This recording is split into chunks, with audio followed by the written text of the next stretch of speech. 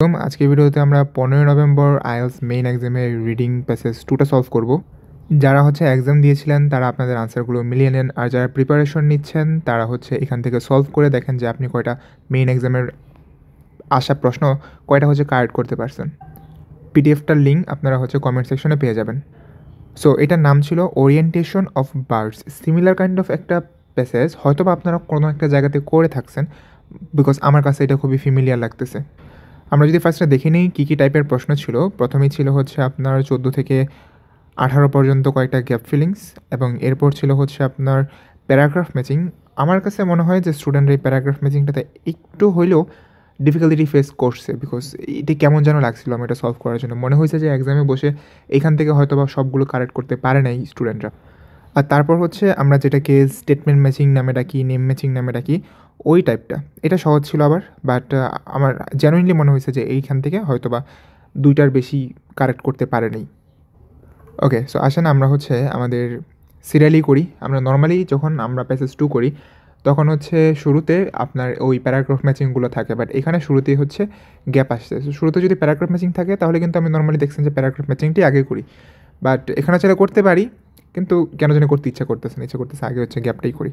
Okay, so types of humming behaviour. এখানে basically কী নিয়ে কথা বলতেছে, একটা পাখিকে তার বাড়ির থেকে অনেক দূরে ছেড়ে দিলে সেটা কেমনভাবে তার বাসাতে আবার ফেরত আসে, তার নেস্টে ফেরত আসে, এই বিষয়টাকে পুরো প্যারাগ্রাফে কথাবার্তা, পুরো প্যাসেজে এটা নিয়ে আলোচনা করছে। সো 14 নম্বর প্রশ্নে কী বলতেছে, birds rely on their sophisticated dish. Sophisticated মানে কি? উন্নত, তাই না? সফিস্টিকেটেড মিন্স উন্নত। তো প্রথম টাইপে বার্ডসরা রিলাই করে তাদের উন্নত কিছু একটার উপরে। However they are generally most successful if they are released within their feeding territory. ঠিক আছে, তো উন্নত কিসের উপর রিলাই করে, ডিপেন্ড করে? সো ফার্স্ট টাইপ, তাই না? আচ্ছা, এখানে হয়তো আপনি ফার্স্ট দেখছেন, বাট এখানে কোনো টাইপের কথা বলতেছে না, এখানে প্রথম স্টাডির কথা বলতেছে এই প্যারাগ্রাফটাতে। এরপরে যদি আসেন সি নাম্বার প্যারাগ্রাফে, এখানেই প্রথমবার ফার্স্ট টাইপের কথা বলছে। এখন আমরা দেখব যে পাখিগুলো কিসের উপর রিলাই করে। ওকে, আনটিল, এখন রিলাই করে এমন একটা ওয়ার্ড আমরা খুঁজি। ঠিক আছে, familiar feature, find way back to nest, possess highly develop vision memory experience vision have showed. Okay, so এখানে একটু দেখেন, তো এখানে একটা কথা বলছে যে এই ধরনের বার্ডসদের, সাচ বার্ডস পজেসেস আ হাইলি ডেভেলপড। দেখেন, হাইলি ডেভেলপড যেটা কি সফিস্টিকেটেডের অর্থটাকে রিপ্রেজেন্ট করতেছে। সফিস্টিকেটেড মানে কি বলছিলাম? অনেক উন্নত। So highly developed visual memory. So আপনার এই প্রশ্নের আনসার এখানে ভিজুয়াল মেমোরি। আর তাদের ফিডিং টেরিটরির যে কথা বলছে, এইটা একটু নিচে আছে, মানে এখান থেকে একটু গ্যাপ দিয়ে নিচের দিকে আছে, যে it can only succeed if the point of release is not too far away. যদি অনেক বেশি দূরে না হয়ে যায়, মানে তারা যেখানে চলাফেরা করে ওটার আশেপাশে যদি থাকে। সো ভিজুয়াল মেমোরি প্রথমটার আনসার। 15তে বলতেছে second type, bird select their accustomed dash no matter where they are released. তো বার্ডসরা তাদের নির্দিষ্ট কোনো একটা কিছুকে খুঁজে বের করতে পারে বা সিলেক্ট করতে পারে, no matter where they R release, মানে তাদেরকে যেখানে খুশি সেখানেই রিলিজ করা হোক না কেন। আমার ক্র্যাশ কোর্সে নতুন ব্যাচ কিন্তু 26 তারিখ থেকে স্টার্ট হইতেছে। আফটারনুন ব্যাচ, 50টা টোটাল ক্লাসেস থাকবে, 4টা মডিউল আপনাকে A to Z কভার করে দেওয়া হবে। আনটিল এক্সাম আপনি এখানে সাপোর্ট পাবেন, আনলিমিটেড টাইমস রাইটিং চেক করতে পারবেন, স্পিকিং প্র্যাকটিস সেশন আছে একজন মেন্টরের সাথে। সো এভরিথিং ইনক্লুডেড, এবং প্রাইসটা খুবই অ্যাফোর্ডেবল, যে কোনো কেউ এটাকে অ্যাফোর্ড করতে পারবে। সো কারো যদি এই বিষয়ে কোনো ইন্টারেস্ট থাকে, আপনারা কমেন্ট সেকশনে দেখেন পিন করা আছে, ওখানে আরও অনেক বিস্তারিত বলা আছে। ওকে, সো সেকেন্ড টাইপে ওরা কোন জিনিসটা সিলেক্ট করে, মানে like regardless of the releasing point, তারা কোন জিনিসটাকে সিলেক্ট করতে পারে। Second type of homing behaviour is shown by birds that are capable of choosing their flight direction and holding to it for the rest of the journey. How do they decide what direction to take? They appear to choose their normal migration direction even if they are released in a different place. So different place release করলেও তারা কী করতে পারে? Choose করতে পারে তাদের normal migration ডাইরেকশনটা। So answer হবে এখানে migration direction. অনেকে হয়তো বা এখানে ফ্লাইট ডাইরেকশনটাকে আনসার করে দিয়ে আসছেন, বাট ওটা ভুল হবে, বিকজ আপনার যেই লাইনটা আছে ওটার একটা পার্ট প্রশ্ন যেটা ছিল ওটা এখানে উল্লেখ করা আছে, ওইখানে কিন্তু এই টাইপের কোনো কথাবার্তা ছিল না। So migration direction is answer. তারপর as a result they may miss their dash, যার কারণে তারা কোনো একটা কিছু মিস করে ফেলতে পারে। If, for example, birds which normally fly to the northeast to reach latitude 45 degrees north are released at the latitude, they will immediately start flying northeast away. So if they are released further to the west, they maintain the correct direction but fly west to their destination. তাদের destination থেকে হচ্ছে ওয়েস্টের দিকে চলে যায় and so fail to arrive, যার কারণে তারা পৌঁছাতে পারে না। কোথায় পৌঁছাতে পারে না? ডেস্টিনেশনে। So miss their destination. এরপর 17 নম্বর কী বলতেছে? বার্ডস ওরিয়েন্টেড কারেক্টলি, মানে ঘুরে ফিরে আসে, even when they are released in an unfamiliar place and have no dash to make use of. So বার্ডরা হচ্ছে নিজেদের জায়গায় ফিরে আসে রিগার্ডলেস অফ যদি তাদেরকে হচ্ছে আনফ্যামিলিয়ার প্লেসে ছেড়ে দেয় এবং ওদের কোনো একটি কিছু না থাকে, কোনো একটা কিছু ইউজ করার মতো সেখানে না থাকে। কি না থাকে বা কি ইউজ করার মতো থাকে না। সো ওখানে হচ্ছে থার্ড টাইপ নিয়ে কথা বলতেছিল। সো থার্ড টাইপে কোন জিনিসটা ব্যবহার না করেই ওরা পৌঁছায় যেতে পারে। দেখি কী বলা আছে। Degree of orientation released 1 point, the birds immediately take stock of it, compare its position with the what of the next decide direction to fly off. This happens even if the birds are in a country right of their migration routes what they have never seen before. For example, Laysan albatros to return to its nesting area on Midway Island in the middle of the Pacific, having flown over 5,000 kilometers from the west coast of the US in just over 10 days. This is a perfect example of third type of homing. For the locally don't rely on any landmarks over the vast expanse of the Pacific Ocean. So দেখেন কিসের উপর হচ্ছে ভরসা করা নাই, কিসের উপর rely করা নাই? Any landmarks. সো কোনো ল্যান্ডমার্ক ব্যবহার না করে কি পৌঁছায় যাইতে পারছে। সো এখানে আনসার হবে হচ্ছে ল্যান্ডমার্কস। দেন বলতেছে one bird with this type of skill is the dash, মানে কোন বার্ডের এক্সাম্পলটা হচ্ছে দেওয়া ছিল। এখানে একটা বার্ডের কথা বলা ছিল, মনে আছে আমাদের গ্যাপটা ছিল হচ্ছে নো মোর দেন 2 ওয়ার্ডসের। সো আমরা এখান থেকে যে দেখেন লেইসান আলবাট্রোস, লেইসান আলবাট্রোস, এটি কি আপনার এখানে আনসার। জাস্ট আলবাট্রোস দিলেও হবে, বাট লেইসান দেওয়াটা মানে বেশি অ্যাপ্রোপ্রিয়েট। আপনি যদি আলবাট্রোস লিখেন আর ওনারা যদি কেটে দেয়, মার্ক না দেয়, তাহলে আপনি হচ্ছে কিন্তু আর্গিউ করতে পারবেন না, কারণ 2টা ওয়ার্ড বসানোর সুযোগ ছিল। ঠিক আছে, এরপর আসেন সবথেকে ডিফিকাল্ট যেটা ছিল 19। আমরা ফার্স্টে কী করবো, প্রত্যেকটাকে হচ্ছে ছোট্ট ছোট্ট কয়েকটা পার্টে ভাগ করে নেব যেন আমাদের মিলানোটা একটু সহজ হয়ে যায়। The effects of distance on some birds ability to find their nests. So ডিস্টেন্সের যে হচ্ছে এফেক্ট কিসের উপরে? অ্যাবিলিটি। কিসের ability? Find nest. A methodology for testing the general ability of birds to find their nest. তো একটা methodology, একটা প্রক্রিয়া যেটা দ্বারা কী করা হয়, বার্ডসদের যে জেনারেল অ্যাবিলিটিটা আছে কিসের? ফাইন্ড নেস্টের, এটাকে টেস্ট করা হয়। One aspect of physical ability in humans and birds. So মানুষ এবং বার্ডসের কোনো একটা ফিজিক্যাল অ্যাবিলিটির মেনশন থাকবে। How some birds migration has delayed for experimental purpose. কীভাবে কিছু বার্ডের মাইগ্রেশনটাকে কী করা হয়েছে? ডিলে করা হয়েছে। কী কারণে? এক্সপেরিমেন্টাল পারপাসের কারণে। সেখানে মাইগ্রেশনটাকে ডিলে করা হয়েছে, এইটুকু যদি আমরা পেয়ে যাই, কৃত্রিমভাবে ডিলে করা হয়েছে, তাহলে কি আমরা এটাকে আনসার করে দিতে পারবো। সো চলেন এখন হচ্ছে আমরা এ নাম্বার, বি নাম্বার, সিনেমা প্যারাগ্রাফে যে দেখি যে কোন ধরনের আনসার আমরা খুঁজে পাই কোন জায়গাতে। Okay, A number paragraph, for many of us the way of birds are able to orientate is both stunning and difficult to appreciate fully. For instance, the annual migration of the golden plover of the Pacific takes it Alaska to Hawaii on a flight of well over 3,000 kilometers, and if it were to deviate by only 1 degree, it would miss the island on which it nests. So আইল্যান্ডকে miss করার কথা, আইল্যান্ডে পৌঁছাতে পারবে না, এমন টাইপের কোনো কথা আপনার কোনো প্রশ্ন ছিল না। দেন আসেন বি নাম্বারে কী বলতেছে। The first systematic studies on orientation in birds were made possible by the homing instinct inhabited by so many species. Birds are caught at a time. So প্রথম যে হচ্ছে স্টাডিটা এটা করা হয়েছিল যে বার্ডদের যে হচ্ছে হোমিং ইনস্টিংক্ট আছে এইটাকে এটার দ্বারা বা এটাকে স্টাডি করার দ্বারা হচ্ছে এটা পসিবল হয়েছিল অনেক অনেক পাখির। Birds are caught at a time when they show an attachment to their territory, especially during the nesting season. So বার্ডসদেরকে ক্যাপচার করা হয় যখন তারা তাদের টেরিটরির জন্য একটা অ্যাটাচমেন্ট শো করা শুরু করে। They are taken to some point released and the percentage of returns is recorded. The distance can be varied, and the direction as well as the method of transporting them. And then the influence of climate and other factors on their ability to find their way home can be studied. These experiments have shown a wide variation in ability to home, and 3 types of homing behavior have been identified. So এখানে কি করা হয়েছে, এখানে একটা প্রক্রিয়া, একটা টেস্টের কথা বলছে, যেটা দ্বারা হচ্ছে পাখিরা কিভাবে হচ্ছে তাদের বাড়িতে ফিরে আসে এইটাকে ফাইন্ড আউট করা ট্রাই করা হয়েছে, এবং ওরা 3টা ভেরিয়েশন হচ্ছে খুঁজে পাইছে। ঠিক আছে, কী করছে যে 3 টাইপস অফ হোমিং বিহেভিয়ার খুঁজে পাইছে এই টেস্টটা করার মাধ্যমে।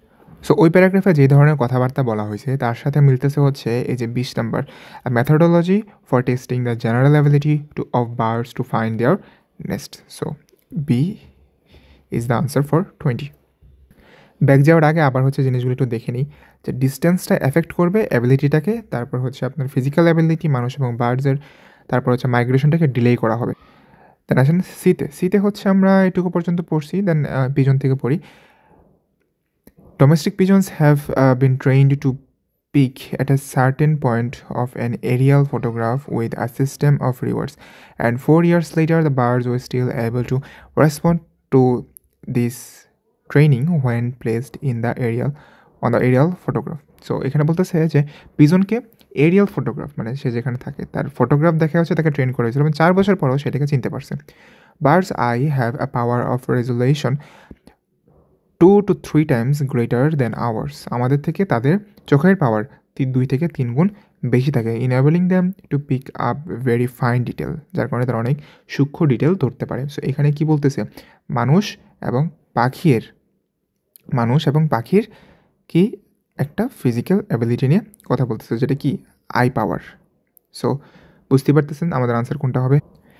সো এখানে আনসারটা হবে হচ্ছে আপনার 21, one aspect of physical ability in humans and birds. So এটা হচ্ছে সি।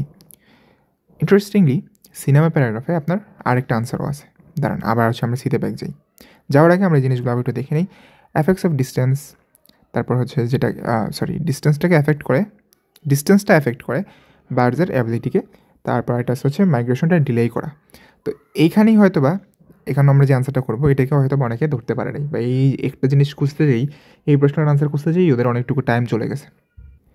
কারণ এখন তো হচ্ছে আমি বাসায় বসে সলভ করার সময় আমি দেখছি যে হচ্ছে সিতে 2টা ছিল, বাট এক্সামে তো আপনি জানেন না যে কোন প্যারাগ্রাফে ডাবল আছে। আপনি কী করবেন, আপনি সবগুলো শেষ করে ফেলবেন, দেন আবার যে কোনটাতে ডাবল আছে এটা খুঁজতে যেয়ে আপনার অনেকটুকু টাইম নষ্ট হবে। আচ্ছা, সো আমরা যদি এই সিনেমা প্যারাগ্রাফের পরেরটুকু পড়ি, if a bird uses only this type of homing behaviour however it can only succeeded if the point of release is not too far away. যে যারা হচ্ছে এরকম এরিয়াল অ্যাবিলিটিটা ফলো করে হচ্ছে, বা এরিয়াল অ্যাবিলিটিটা দিয়ে হচ্ছে আপনার বাসাকে চেনে, তারা কী করতে পারে না, যদি অনেক বেশি দূরে ওদেরকে ছেড়ে দেওয়া হয় তাহলে তারা ফিরে আসতে পারে না, বিকজ তারা হচ্ছে জাস্ট তার বাসার আশেপাশে যে জায়গাটুকু আছে ওইটা হচ্ছে চেনে। If the birds are transported 800 kilometers from their nest, it is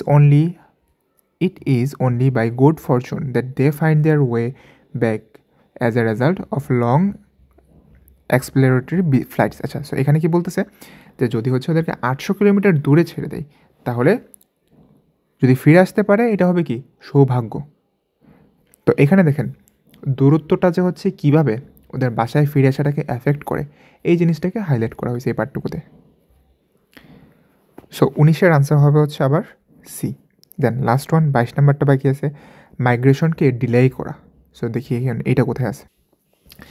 so এই প্যারাগ্রাফটা আমরা অলরেডি পড়ছি, এবং এই প্যারাগ্রাফের কোথাও হচ্ছে আমরা ওই মাইগ্রেশন ডিলে করা টাইপ কথাবার্তা পাই নাই। সো এখন আমরা নাম্বার প্যারাগ্রাফও পড়ছি, নাম্বার প্যারাগ্রাফেও কোথাও বলে নাই যে হচ্ছে কোনো একটা পাখিকে পরে ছাড়া হয়েছে বা এরকম কিছু। সো এটাও বাদ আমাদের। দেন আপনি যদি হচ্ছে নাম্বার প্যারাগ্রাফে আসেন, দেখি এখানে কি বলতেছে, the percentage of successful birds varies greatly, being highest in those species with a strong migratory behavior. Thus, the lesser black-backed gull is more migratory than the herring gull and more often reaches home. Great migrations such as the swift have the highest percentage of returns.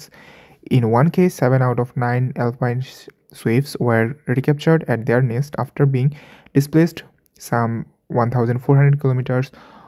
One made the journey in 3 days. ঠিক আছে, তো এখানেও কোনো পাখিকে পরে ছাড়া হয়েছে এরকম কিছু বলে নেই। What part does heredity play in this one? What part does heredity play in all this? Two research studies suggested that instinctive, genetically inherited behavior patterns play a part in navigation. The first was carried out by Ernst, and it is highly significant. সে হচ্ছে নামটার pronounce কি আল্লাহ জানে, caught first year European strokes and released them later.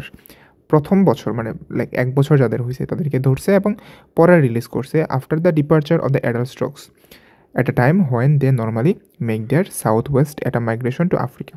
The recapture showed that in spite of the fact that there were no adults to guide them, যদিও তাদের কোনো adult ছিল না guide করার জন্য, the birds anonymously headed south West, যে ওই এক বছরের পাখিগুলা কী করতে পারছে, সাউথ ওয়েস্টে পৌঁছে যেতে পারছে। This was almost striking finding, for it showed that the birds had an innate and unlearned attraction for African wintering area that they have occupied for thousands of years. Okay, so এখানে হচ্ছে basically কিনে কথা বলতেছে যে পাখিগুলো মাইগ্রেশনটাকে late করে দেয়া একটা এক্সপেরিমেন্টের জন্য। সো এটার আনসারই হচ্ছে জি নাম্বার প্যারাগ্রাফে উল্লেখ করা আছে। নাও আসেন আমরা যদি হচ্ছে এইগুলো সলভ করি। তো ফার্স্টে হচ্ছে আমরা এখানে কী কী বলা আছে এগুলো যদি পড়ি। আচ্ছা, নামগুলো দেখি। ডোমেস্টিক পিজন আমরা পড়ে আসছি, অ্যালপাইন সুইফট এটাও পড়ে আসছি, ইউরোপিয়ান স্ট্রোক এটাও পড়ে আসছি। দেন আরেকটা হচ্ছে স্টার্লিং, এটা আমরা এখনও পাইনি। List of points which other wishes to illustrate and ability to oriented without previous training, কোনো ট্রেনিং ছাড়া হচ্ছে ওরিয়েন্টেড করা বা ওইখানে ওদের নেস্টে পৌঁছে যাওয়া। এটা কিন্তু আমরা জানি কাদের ক্ষেত্রে হয়েছিল, ইউরোপিয়ান স্ট্রোক। ওই যে আমরা এইমাত্র যেটা পড়ে আসছি, এইমাত্র আমি ওই প্যারাগ্রাফ থেকে আসছি যেখানে লেট হচ্ছে ছাড়া হয়েছে, কেউ ওদেরকে গাইড করে নেই, স্টিল ওরা হচ্ছে ওদের জায়গাতে পৌঁছে যেতে পারছে। সো 25-এর আনসার প্যারাগ্রাফে না যেয়ে আমরা বুঝতে পারতেছি এ নাম্বার হবে। The speed at which birds fly, the ability to remember things seen previously, আগে দেখছে এবং সেই জিনিসটাকে মনে রাখতে পারছে। এটা কে? ওই যে মনে আছে এরিয়াল ফটোগ্রাফ 4 বছর পরেও মনে রাখতে পারে, রাইট? কে পারছিল? ডোমেস্টিক পিজন, ঠিক না? সো এইটাও আমরা প্যারাগ্রাফে না যে আনসার করে ফেলতে পারতেছি সি। এই জন্য আমি আপনাদেরকে বলি যে যখন আপনারা প্যারাগ্রাফের কোনো একটা কিছুকে পড়বেন সেটা এত ভালো করে পড়বেন যেন পরবর্তী সময়ে ওইখান থেকে যদি হেল্প নেওয়ার পসিবল হয় তাহলে যেন আপনি নিতে পারেন। The effect of age on homing ability, the strength required to fly a greater distance, a high success rate in finding nest. নেস্টকে খুঁজে পাওয়ার সাকসেস রেটটা হচ্ছে অনেক বেশি। আর এইটা কে বলছে? এটা কাকে বলছে মনে আছে? এটা কিন্তু অ্যালপাইন সুইফটকে বলছিল। কোথায় বলছিল দাঁড়ান আপনাদেরকে যদি দেখাই, এই যে এইখানে Swift have the highest percentage of Returns, in one case 7 out of 9 ওদের নেস্টে ফেরত আসতে পারছে। সো এদের এখানে কি বলতেছে, আপনার ওই রিটার্নিং যে পার্সেন্টেজটা আছে সেটাকে বেশি বলতেছে। সো এটা আমরা প্যারাগ্রাফে না যে কাইন্ড অফ আনসার করে ফেলতে পারতেছি। দেন একটাই ব্যাখ্যা আছে, সেটা হচ্ছে স্টার্লিং। এখন স্টার্লিং কী করছে চলেন আমরা হচ্ছে এটা কোথায় পাবো বুঝতেই পারতেছি। আমাদের একটা প্যারাগ্রাফে বাকি আছে, সেটা হচ্ছে এখানে। সো দেখেন, the case of starlings is a little different. This birds have a great aptitude for homing, but this behaviour differs in the different age groups. So এই যে ওরা যে হচ্ছে বাসাতে ফিরতে পারে, এই অ্যাবিলিটিটা কী করে ডিফার করে ডিফারেন্ট এজ গ্রুপের মধ্যে। এইখানে দেখেন ডি নাম্বার যেটা, the effect of age on homing ability. So অ্যাবিলিটিটার ওপর এজের এফেক্ট। সো এটা হচ্ছে ডি। So CFAD। আচ্ছা, আই হোপ ভিডিওটা আপনাদের কাছে ভালো লাগছে। লাইক টেক দিয়ে যান। শুরুতে তো বলতে মনে নেই, আপনার মনে দেনও নাই। সো কী আর বলবো, আপনারা লাইক টেক দেন না আর ভিডিও হচ্ছে ভিউ পায় না। ঠিক আছে এভরিওয়ান, থাকেন। পরবর্তী ক্লাসে আমরা প্যাসেজ 3টা সলভ করবো। আসসালামু আলাইকুম।